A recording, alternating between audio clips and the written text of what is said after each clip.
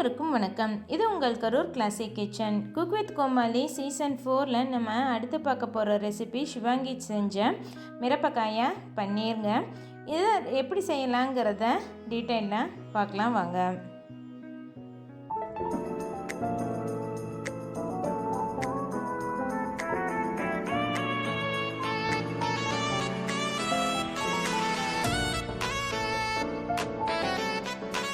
மிரப்பக்காயாங்கிறது வேறு ஒன்றும் இல்லைங்க, ரெட் சில்லியை தெலுங்கில் மிரப்பக்காயான்னு தான் சொல்லுவாங்க.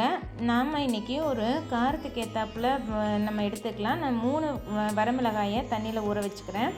இன்னொரு பவுலில் ஒரு 1/2 டீஸ்பூன் போல் காஷ்மீரி ரெட் சில்லியும் கொஞ்சமாக மஞ்சள் தூளும் தேவைக்கேற்ப உப்பும் கூட 1 டீஸ்பூன் அளவுக்கு கார்ன்ஃப்ளவரும் ஒரு 1/2 டீஸ்பூன் போல் இஞ்சி பூண்டு பேஸ்ட்டு ஒரு 1/2 மூடி எலுமிச்சம்பழம் புழிஞ்சு விட்டு சாறு எடுத்துக்கலாம்.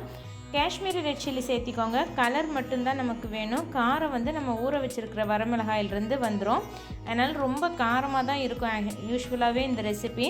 நீங்கள் காரம் அதிகம் வேணும்னு நினச்சிங்கன்னா நீங்கள் இன்னும் 2 மிளகாய் கூட ஊற வச்சு அரைச்சிக்கலாம். நான் ஊற வச்சுருக்க மிளகா காரம் அதிகமாக இருக்கும், அதனால் 3 தான் ஊற வச்சுருக்கேன். நான் இன்றைக்கி 200 கிராம் அளவுக்கு இந்த மாதிரி பன்னீரை சின்ன சின்ன க்யூப்ஸாக கட் பண்ணி எடுத்திருக்கேன்.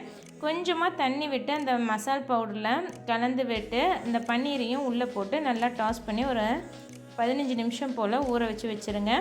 1/2 மணி நேரம் ஊறின இந்த மிளகாயை எடுத்து மிக்சர் ஜாருக்கு மாற்றிட்டு கொஞ்சமாக தண்ணி விட்டு நல்லா பேஸ்ட்டாக அரைச்சி எடுத்து வச்சுக்கோங்க. இந்த மாதிரி பேஸ்ட் அரைச்சி எடுத்து வச்சாச்சு. இப்போ ஒரு பேனில் 2.5 டேபிள் ஸ்பூன் அளவுக்கு எண்ணெய் விட்டுக்கோங்க. நம்ம ஊற வச்சுருக்க பன்னீரை ஷாலோ ஃப்ரை பண்ண போகிறோம், அதனால் எண்ணெய் கொஞ்சம் அதிகமாக விட்டுக்கலாம். டீப் ஃப்ரை பண்ணிங்கன்னா நம்ம கோட் பண்ணியிருக்க பன்னீரில் இருக்க மசாலாலாம் எண்ணெயில் போகிறதுக்கு சான்ஸ் இருக்குது. அதனால் இந்த மாதிரி ஷாலோ ஃப்ரை பண்ணிக்கோங்க. ரொம்ப பன்னீர் அந்த பச்சை வாசம் மட்டும் இல்லாமல் இருக்கிற அளவுக்கு 2 சைடு திருப்பி போட்டு வறுத்தெடுத்தால் போதுமானது. இது வறுத்து எடுத்ததுக்கப்புறம் இந்த எண்ணெய் இவ்வளோ எண்ணெய் நம்ம தாளிக்கிறதுக்கு தேவைப்படாது. அதனால் வறுத்து எடுத்தது போக மீதி எண்ணெயை நம்ம எடுத்துட்டு 1 டீஸ்பூன் இல்லை 2 டீஸ்பூன் அளவுக்கு எண்ணெய் இருந்தால் போதும். அதில் கொஞ்சமாக சோம்பு தாளித்து விட்டுட்டு பொடியாக நறுக்கின பெரிய வெங்காயம் 1 கப் சேர்த்திக்கலாம். கூடவே ஒரு இனக்களவுக்கு கருவேப்பிலை சேர்த்தி வெங்காயம் நல்லா பச்சை வாசம் போய் கண்ணாடி பதத்துக்கு வர்ற அளவுக்கு நல்லா வதக்கி எடுத்துக்கலாம். இதில் ஒரு பழுத்த தக்காளி நம்ம கட் பண்ணி ஆட் பண்ணிக்கலாம். இது ரெண்டும் வதங்கி வர்றதுக்கு தேவையான அளவுக்கு உப்பு சேர்த்திக்கோங்க. முதல்ல பன்னீருக்கு வேறு நம்ம உப்பு போட்டிருக்கோம், அதனால் உப்பு பார்த்து அளவாக சேர்த்திக்கோங்க. ஒரு 1/2 டீஸ்பூன் போல் இஞ்சி பூண்டு பேஸ்ட் சேர்த்தி நல்லா வதக்கி விட்டுக்கலாம். இந்த கலவை பச்சை வாசம் போய் நல்லா குலைவாக வெந்து வரணும். கரம் மசாலா ஒரு 1/4 டீஸ்பூனும் கொத்தமல்லி தூள் ஒரு 1/2 டீஸ்பூனும் சேர்த்திட்டு நம்ம அரைச்சி வச்சுருக்க வரமிளகாய் பேஸ்ட் ஆட் பண்ணிக்கலாம். உங்களுக்கு எந்த அளவுக்கு காரம் வேணுமோ அந்த அளவுக்கு சேர்த்திக்கோங்க. நான் இன்றைக்கி 2.5 டீஸ்பூன் அளவுக்கு வரமிளகாய் பேஸ்ட் ஆட் பண்ணியிருக்கேன். இதெல்லாம் நல்லா கலந்து விட்டுக்கோங்க.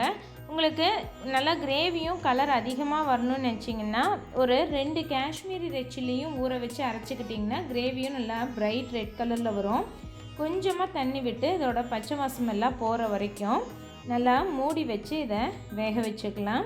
ஒரு 3லேருந்து 4 நிமிஷம் போக வெந்தாவே அதோட பச்சை வாசம் எல்லாமே போயிடும். இந்த மாதிரி கிரேவி கன்சிஸ்டன்சிலையும் வந்துடும். நம்ம இந்த சமயத்தில் பொரிச்சு வச்சுருக்க பன்னீரை உள்ளே ஆட் பண்ணி நல்லா கலந்து விட்டு இதில் இருக்க தண்ணியெல்லாம் சுண்டி இன்னும் கொஞ்சம் ட்ரை ஆகிற அளவுக்கு நம்ம வறுத்து எடுத்துக்கலாம். ஃப்ளேம் ரொம்ப ஹையில் வைக்காதீங்க, மீடியம் ஃப்ளேமில் வச்சு இந்த மாதிரி நல்லா ட்ரை ஆனதுக்கப்புறமா பொடியாக நறுக்கின கொத்தமல்லி தழை தூவி நல்லா கிளறி விட்டு இறக்குனிங்கன்னா மிரப்பக்காயா பன்னீர் குயிக்காக ரெடி ஆகிடும். இது சாம்பார் சாதம், ரசம் சாதம், தயிர் சாதம் இல்லைன்னா சும்மா அப்படியே ட்ரை ஸ்டார்டராக சாப்பிட்றதுக்கு கூட ரொம்பவே நல்லாயிருக்கும். காரம் மட்டும் குழந்தைங்களுக்கு காரம் சாப்பிட மாட்டாங்கன்னு நினச்சிங்கன்னா கொஞ்சம் காரம் கம்மி பண்ணி கூட நீங்கள் செஞ்சுக்கலாம்.